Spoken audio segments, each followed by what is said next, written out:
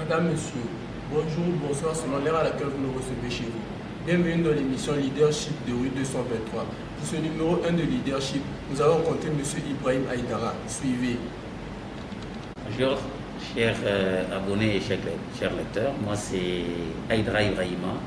Je suis président directeur général de la Poste du Mali.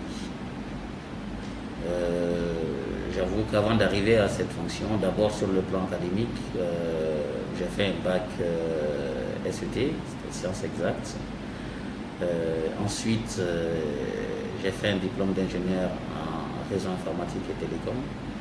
Par la suite, j'ai travaillé dans divers domaines, dont je suis déjà entrepreneur, et l'entreprise continue toujours. Mais au-delà, j'ai travaillé pendant un bon bout de temps au ministère des Finances, en tant que responsable en charge de tout ce qui est infrastructure, réseau informatique et télécom. À ce titre, nous avons travaillé sur des gros projets tels que des projets d'interconnexion des différentes structures du ministère des Finances, à savoir la douane, le trésor, tout ce qui est structure attachée aux finances. Aussi des projets de déploiement des solutions de voix sur IP, de la téléphonie IP pour permettre au département de faire des économies d'échelle. Et ensuite, j'ai travaillé au ministère de la Réconciliation nationale en tout cas au compte de l'USAID, à travers le projet ICOM en tant que directeur IT. À ce titre, j'étais auprès du ministre en charge de la Réconciliation nationale. Je m'occupais de tout ce qui était projet d'informatisation, tout ce qui était stratégie, tout ce qui était financement aussi de ICOM auprès du financement des projets IT auprès du département de la Réconciliation nationale. Aujourd'hui, je suis PDG de la Poste et je suis aujourd'hui pour travailler sur...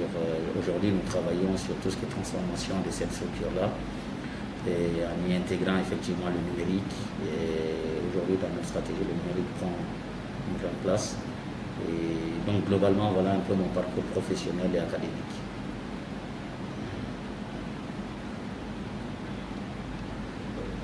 Quel a été votre parcours pour aboutir à la réalisation de votre rêve professionnel?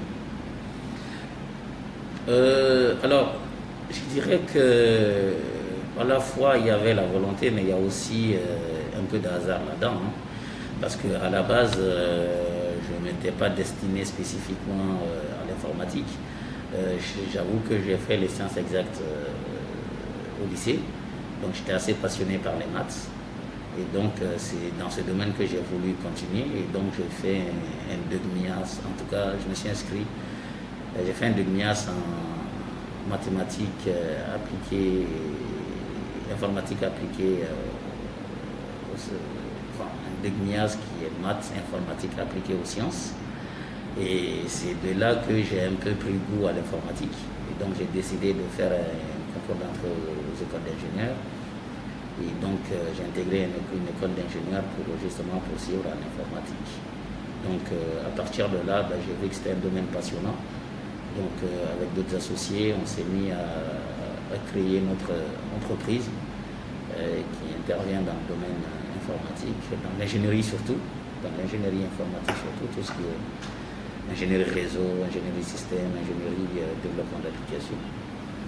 Et donc, à partir de là, à chaque fois, je me fixe des objectifs. Je me fixe souvent des challenges. Par exemple, au ministère des Finances, quand j'ai vu qu'il y avait des projets assez intéressants dans le domaine du réseau informatique, je me suis dit que ça pourrait être intéressant pour moi. Donc, mes dents, j'ai pu intégrer les finances et puis je me retrouvais responsable. Et donc, j'ai pu travailler sur de gros projets. Après, quand j'ai vu que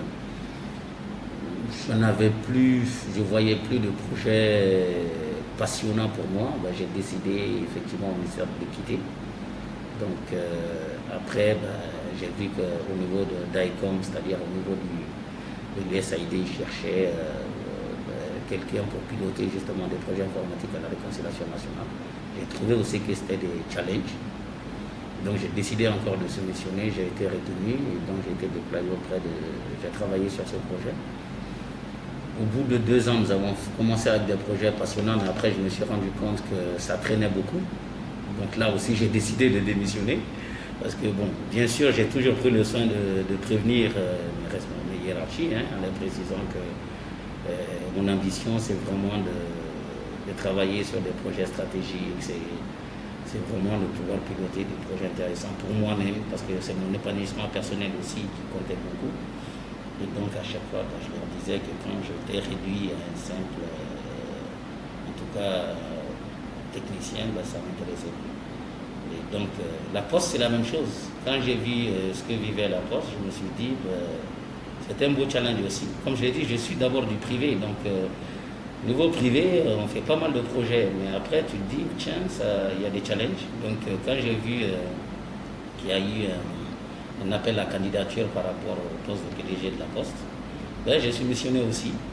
Et je me suis dit que ça pouvait être un bon challenge. Je savais ce qui m'attendait. Donc, j'ai décidé de soumissionner, qui a fait que j'ai été retenu.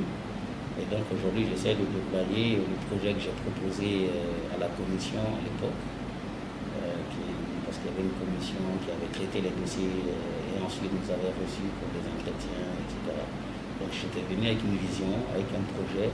Aujourd'hui, nous essayons de déployer ce projet-là, tant bien que mal, parce qu'il y a beaucoup d'autres difficultés auxquelles je ne m'attendais pas naturellement, parce que je ne connaissais pas la boîte en interne. Donc on essaye d'y faire face. Avec la situation actuelle aussi, c'est pas très facile, donc ça compromet un petit peu nos ambitions. Mais bon, voilà un petit peu. C'est-à-dire que je peux dire que globalement, j'ai toujours essayé de décider de ce que je vais faire de ma vie professionnelle. Parce que pour moi, la passion, le challenge ont une place importante dans mes choix. Et donc quand je sens que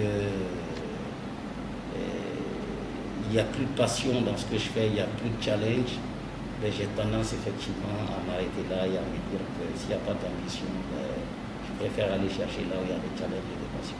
Donc ça a toujours été ma manière de fonctionner et je pense que c'est ce qui m'a toujours guidé dans ma façon de faire. Quel conseil pouvez-vous donner aux plus jeunes qui ont des rêves mais qui peinent à les réaliser? J'avoue que c'est pas très facile, surtout que beaucoup de nos jeunes sont beaucoup plus dans l'entrepreneuriat. L'avantage du numérique, c'est qu'avec peu, on peut faire beaucoup, ce qui n'est pas le cas dans beaucoup de domaines. Aujourd'hui, quand on a un ordinateur, on a quelques logiciels, on est capable de développer des solutions qu'on peut proposer à la vente.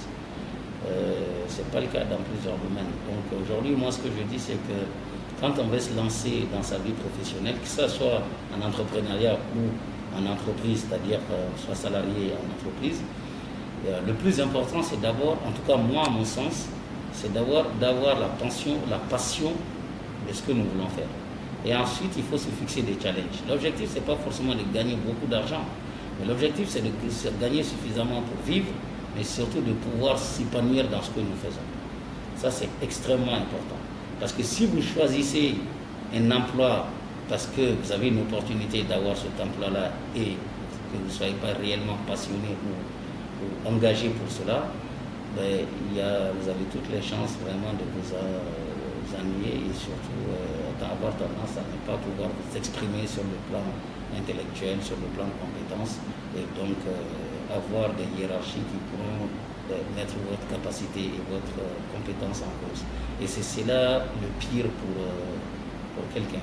Donc moi je pense que la première des choses c'est d'abord d'être passionné par ce qu'on veut faire et ensuite d'être capable de se fixer régulièrement des challenges.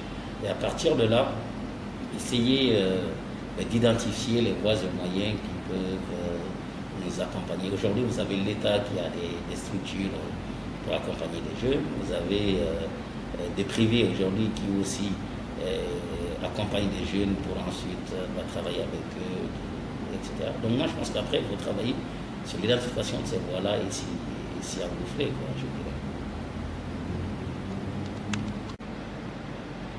Merci beaucoup, M. Ibrahim Aïdara, président directeur général de la Poste, de nous avoir accordé cette interview. Mesdames, Messieurs, merci beaucoup d'avoir suivi l'émission Leadership. Nous vous donnons rendez-vous la semaine prochaine pour un nouvel épisode. Sur ce, prenez soin de vous et de vos proches. Merci.